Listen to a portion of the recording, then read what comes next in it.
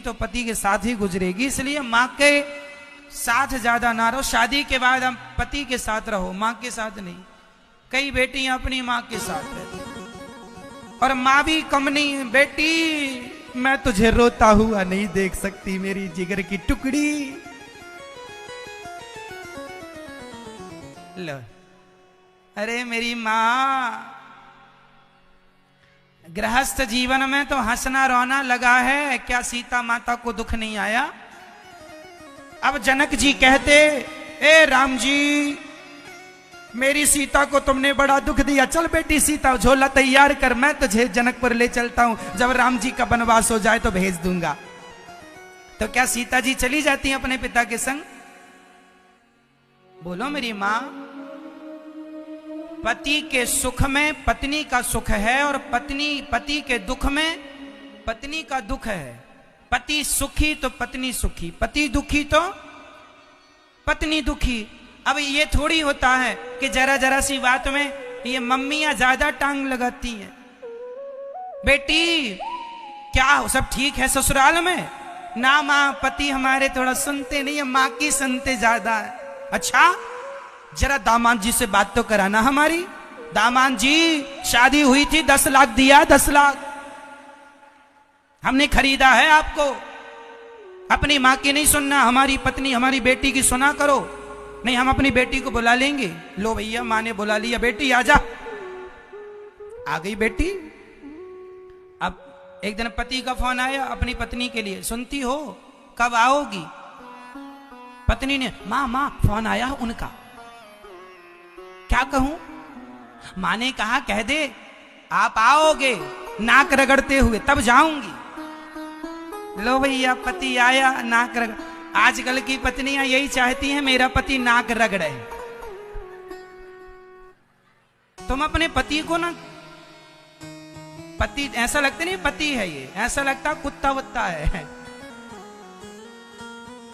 जब चाहे जब नाक रगड़वा दिया, जब चाहे जो कह दिया। मां से भी गाली पड़वा दी, बाप से भी गाली पड़वा दी, और कहती हो भगवान है। अरे भाई ऐसा, मेरी मां, पति का आदर किया करो, पति का सम्मान किया करो। और तुम्हारी मां का कोई अधिकार नहीं है। माता सती उस यज्ञ में जलकर समाप्त हो गई थी जिस यज्ञ में उनके पति का। एक स्त्री वही स्त्री है जो अपना अपमान सह ले पर अपने पति का अपमान ना सहे। वो नारी कोई नारी ही नहीं है जो अपने पति का अपमान करे और कराए।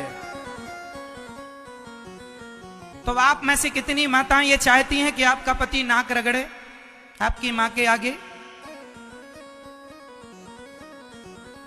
मां तो यही पाठ पढ़ाती है, बेटा तब जाना जब नाक रगड़ता हुआ आएगा। कई माओं ने तो अपनी बेटियों की जिंदगी बर्बाद कर दी यही पढ़ा पढ़ा के। हाँ या ना? हाँ। ऐसी नारियां कैकई जैसी होती हैं। कैकई के आगे दशरथ जी नाक रगड़ रहे हैं, राम को वनवास ना भेजो, कैकई मैं मर जाऊंगा। कैकई बोली कल मरने वाले आज ही मर जाओ।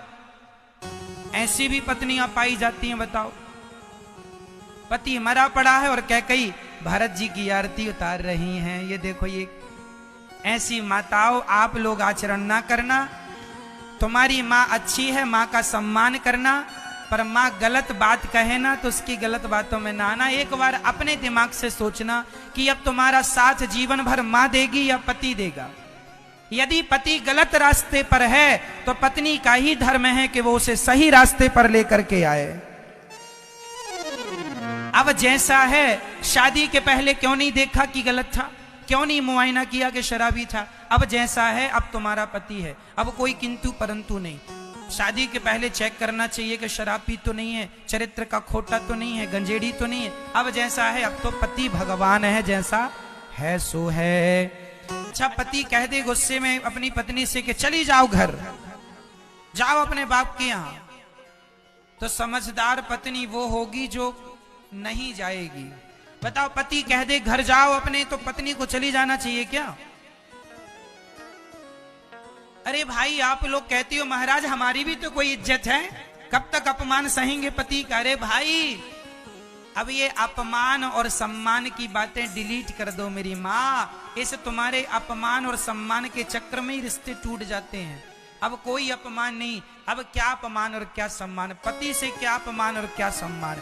बोल दिया, तुम्हें कहीं नहीं जाना, आज बोल दिया है कल प्यार भी करेगा। जब बताओ तुम्हारा, अच्छा बताओ आपके पति आपको प्यार करते हैं कि नहीं? क्या मेरी माँ प्यार करते हैं? जब प्यार आपको करता है आपका पति, तो डांटने पड़ोसन को जाएगा क्या?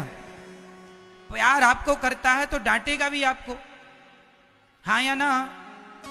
बोलो हाँ कि ना? फिर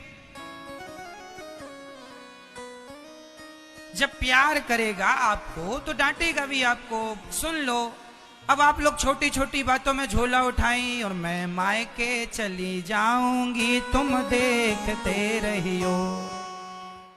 अब जरा सी बात हुई, झोला उठाए मायके चली गई। ये सब गलत, इससे रिश्ते और टूटेंगे। पति कैसा भी हो उसे समझाओ और पति के पास ही रहो।